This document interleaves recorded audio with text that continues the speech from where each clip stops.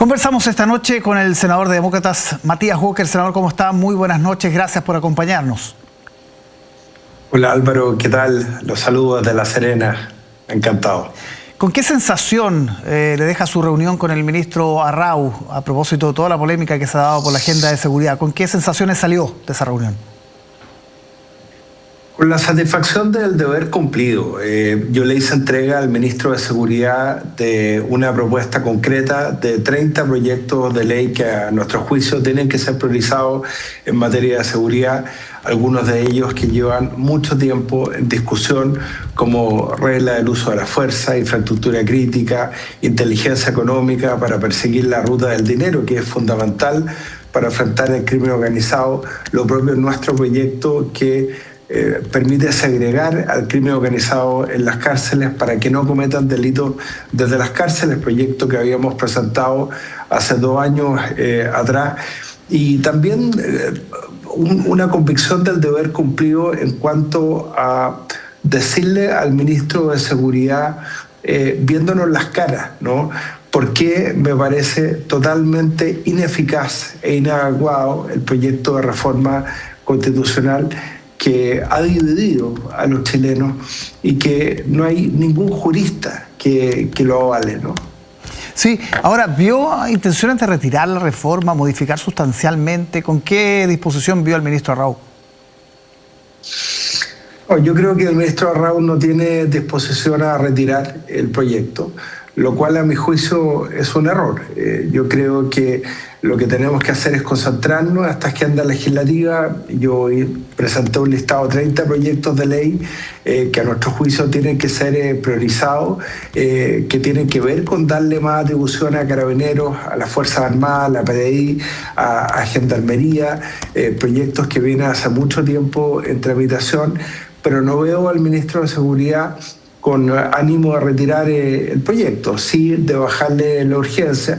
Yo creo, Álvaro, que lo que va a ocurrir es que por la fuerza de los hechos, finalmente lo que va a prosperar es la agenda legislativa de proyectos de ley.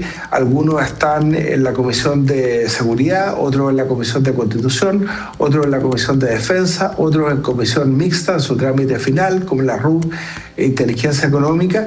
Y este proyecto que ha sido tan desacertado, que ha tenido tantas críticas, ¿no?, que nadie sabe quién lo redactó, ¿no?, qué ministros finalmente intervinieron en la redacción de ese proyecto de ley, finalmente va a ser dejado de lado.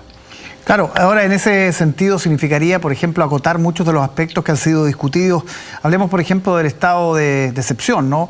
Al parecer, no, la idea de los 240 días, el gobierno ya se dio cuenta que no flota el tema de la interceptación de comunicaciones. ¿O usted cree que van a persistir sobre esas materias después de reunirse con el ministro? No, yo creo que ellos efectivamente van a hacer un intento modificando los plazos, por ejemplo, dejarlo a 30 días, pero yo tengo una discrepancia de fondo, Álvaro. Yo creo que no es necesario un 5º estado de excepción constitucional. Lo dijo Pablo Urquiza, por ejemplo, que fue jefe de seguridad de la macrozona sur del gobierno del presidente Piñera. Chile no necesita un 5º estado de excepción. Fíjense que el propio Pablo Urquiza, que es del Observatorio de Crimen Organizado de la Universidad Andrés Bello, presentó un estudio.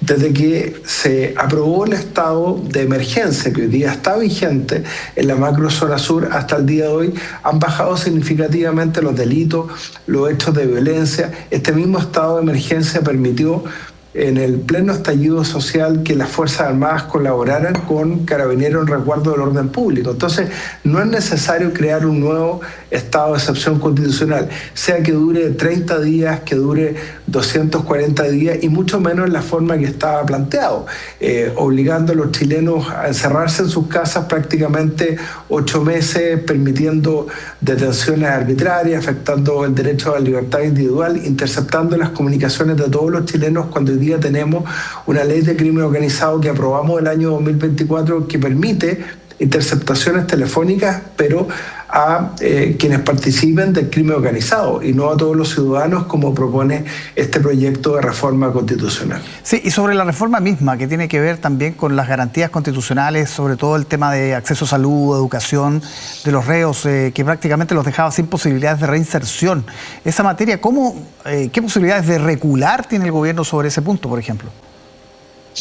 Yo creo que esa facultad no tiene ninguna posibilidad de aprobarse, porque puede usarse de manera muy arbitraria. Lo que propone el ministro Rao es que exista una habilitación en la Constitución para que mediante una ley orgánica constitucional se puedan restringir derechos que tienen que ver con prestaciones básicas. La ministra de Salud ya se opuso rotundamente a esa posibilidad, por ir en contra de la ley de urgencias, por ejemplo.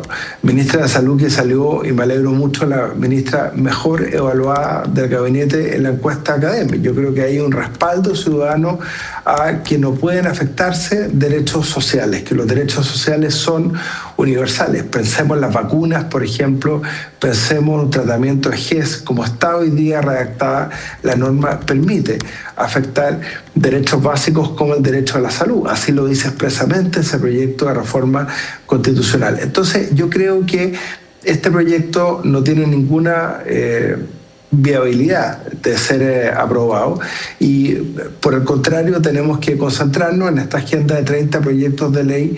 Yo he propuesto específicamente varios de ellos que permiten enfrentar el crimen organizado, permiten reformar la ley de responsabilidad penal adolescente, permiten hacerse cargo de los delitos en localidades rurales, que hoy día es un fenómeno lamentablemente cada vez más en expansión. Aumentar el número de carabineros, tener sistemas de cuarteles móviles en barrios críticos, eso es lo que hoy día está pidiendo la ciudadanía, y no avanzar en una reforma constitucional que en las manos equivocadas lo único que va a lograr es perseguir a los opositores, como ocurrió en dictadura. Sí.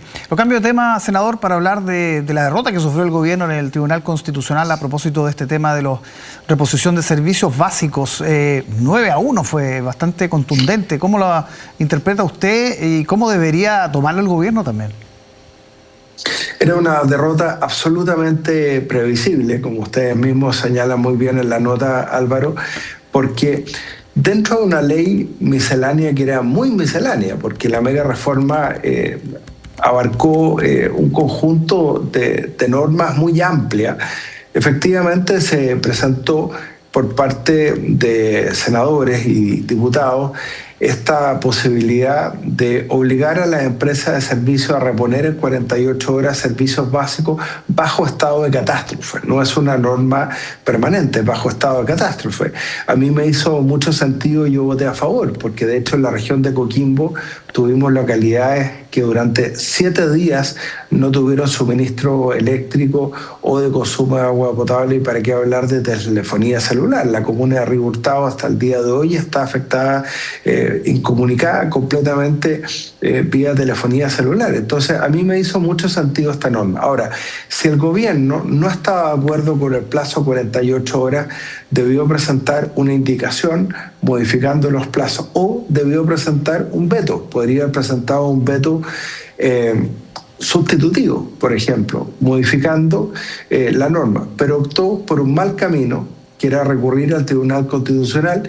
Ni siquiera le avisaron al ministro del Interior, al jefe de gabinete, como quedó de manifiesto la nota que ustedes acaban de mostrar. Y bueno, las consecuencias de esta improvisación están a la vista, ¿no? Por 9-1 perdió el gobierno esta votación en el Tribunal Constitucional. Sí, y finalmente, senador, lo que está pasando con Argentina, incluso esta noche se han conocido nuevos antecedentes sobre el paso, por ejemplo, de un barco de la Armada Argentina por algunos canales del sector de Tierra del Fuego. ¿Es suficiente esta carta de protesta argentina por las declaraciones del general de la Fuerza Aérea o hay que escalar el conflicto? Algunos ya están pidiendo retirar al embajador. ¿Qué piensa usted? Me parece bien la nota de protesta, es la reacción lógica, oportuna para mostrar disconformidad con esta situación, de acuerdo al derecho internacional, porque nuestra historia limítrofe con Argentina, Álvaro, está marcada por estos hechos.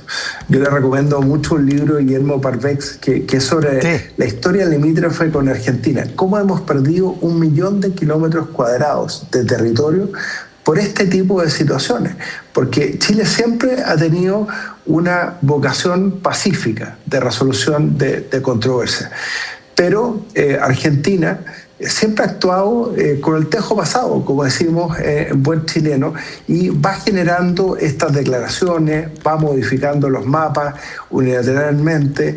Entonces estamos hablando de un general de servicio activo de las Fuerzas Armadas. Entonces la nota de protesta es lo que corresponde y conforme a la reacción que exista allende los Andes va a haber que evaluar, llamar a informar a nuestro embajador, que es Gonzalo Uriarte, que por suerte es un embajador experimentado, que abogado, que tiene mucha experiencia en este tipo de crisis, ¿no? Sí, ahora el tema de la cercanía ideológica que tienen ambos presidentes puede influir en esto, ¿no?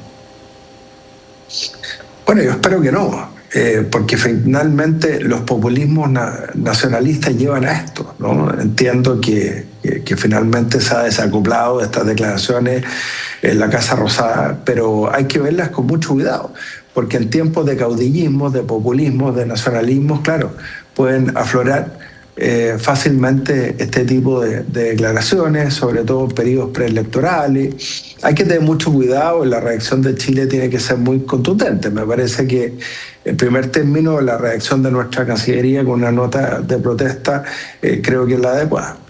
Bien, senador Walker, muchísimas gracias por conversar con nosotros esta noche. Muy buenas noches, Álvaro, muchas gracias. Buenas noches.